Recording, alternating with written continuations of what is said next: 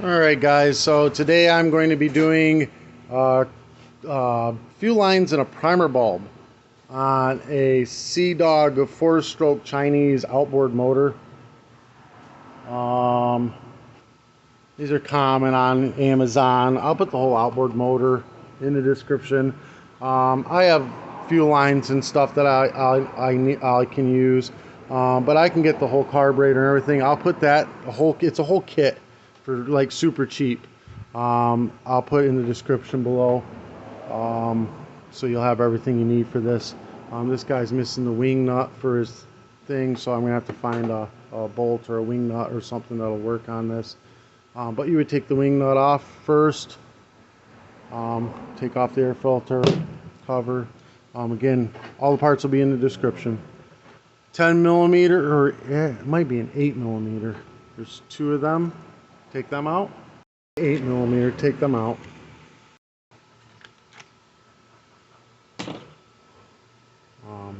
This O-ring stays right on there. That's the seal.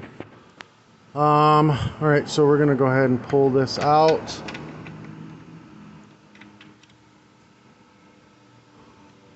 Alright, so this guy's been in this because it's missing the gasket.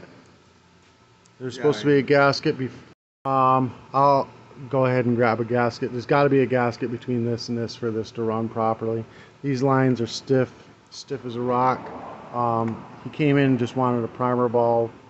It's all shot, but I'm doing it all because, well, it's shot. So we're just going to cut these fuel lines. I'll tell you where everything goes. Don't worry about that. And remove these fuel lines off the carb.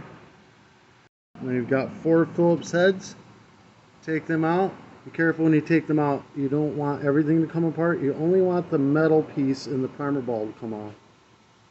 So you're just going to pop the primer bulb out, and then the new primer bulb you want to go back in, and then see those 2 flaps, they go towards the longer side of this. Oh, I'll throw this around the ground there. So just put that on there, and you'll twist the primer bulb until it kind of fits in there snug, and then put those 4 screws back in. You're going to work your way from one corner to the other, one corner to the other. Just keep working your way around it, corner to corner, until it's completely tightened. Let's see, this thing was shot out. So now I got a nice good primer ball on there. Sounds like it's working. Alright, now we're going to take a flathead screwdriver. We're going to get it up underneath this grommet here, and we're going to pry it out. I need to hold it with the other hand, but you get the idea. You're going to just kind of pry it like it's trying to go out. There it goes. Just pry it right on out. There we go. It's easier if you hold it with the other hand, but alright, make sure there's no fuel inside of this, no gas, no nothing. Rip these fuel lines out of there. Cut the fuel line into a point, shove it through the top to the bottom, shove it all the way through. About 8 to 10 inches, cut the tip off. Filter on it. Line it up to where it's going to go to make sure that the filter is in the right spot, and then, you know, cut the line off. I'd say right about where that kink is, right about there. That should give you plenty of fuel line. Put the line into a point again, and then shove it through the next hole. It only has to go through the hole about 1 inch. Leave that one long, you know that's the return line. Get this set down into the tank, down there, and then you're going to get the back of the grommet. Sorry, I'm looking at the freaking ground. You're going to get the back of the grommet shoved in first, and then you work your way around with a flathead screwdriver from one end to the other and try to get it jammed in there. This one's got the filter, this one's your return line. This gasket is going to go on with the little holes towards the bottom. It lines them up to that hole right there. That's your vacuum line that runs the fuel pump that's built into your carburetor. That hole line up to that. So we're going to go ahead, shove your carburetor on now. Oh, let's pull that back off so you can get a look at what's got to happen here. I gotta point out the nipples. Oh, come on. Alright, so big nipple closest to the primer ball goes to the short line with the filter. Little nipple furthest from the primer ball is a return line that goes to the return line. So go ahead and stab this back where it belongs, and then we're going to stab this short line with the filter into the big nipple right here closest to the primer ball. I'm going to take this line, see this, you don't want this too long. If it's kinked, just shove more line down into the tank or cut some line off and shove it up in there. Don't, make sure it's about, you know, like that, and not you know, too far down where it'll kink, you know. Then we're going to cut this one to length, and we're going to stab it in place. Look just like that. Alright, throttle's working.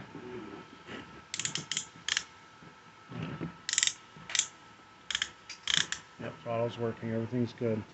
Alright, before we put this on, we're going to put a little gas in here, and we're going to make sure that we're priming properly. I just I dump my mix into a Gatorade bottle. That way I can check for debris in the bottom of the bottle, water, stuff like that, because these things are very sensitive to water or debris. I like to make sure it's good, clean fuel every time. But buy the pre-mixed and ethanol-free stuff out of the auto parts stores. I'll put one in the description. I'll put a link in the description. They've got them on Amazon too. It's just better that way. Alright, so we're going to prime it. Make sure it primes. If it isn't priming, you probably have the lines hooked up backwards, or you've got too much line on the filter end and it's sticking out of the gas. That happens sometimes, but it primed up perfect. We're good. So we're going to take and put on the air filter assembly. The choke is going to be towards the recoil, like so. 8mm nuts, tighten them down. Before we start this, we're going to check the oil and make sure that it's full. Always make sure that it's full. It's so little oil that goes in these things, so I'm going to double check the oil on this. And so you want the oil to, in between those two lines, closer to the top line, right where my fingers are, is best. This one's close enough for me to at least start it.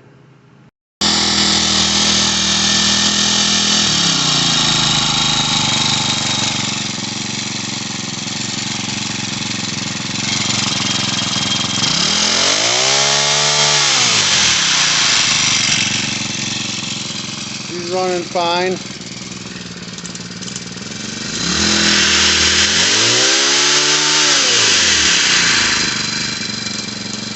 Everything seems good on it. Oh, you see some of the oil burning off where it had been sitting for a long time and may have leaked some into the cylinder or whatever. No big deal. Alright, you always want to store these standing like this, or you'll get oil in the cylinder. Alright, so this is running perfect. I gotta find a bolt for this. I don't believe that there is usually an air filter in these, because the boats, there's no real dust.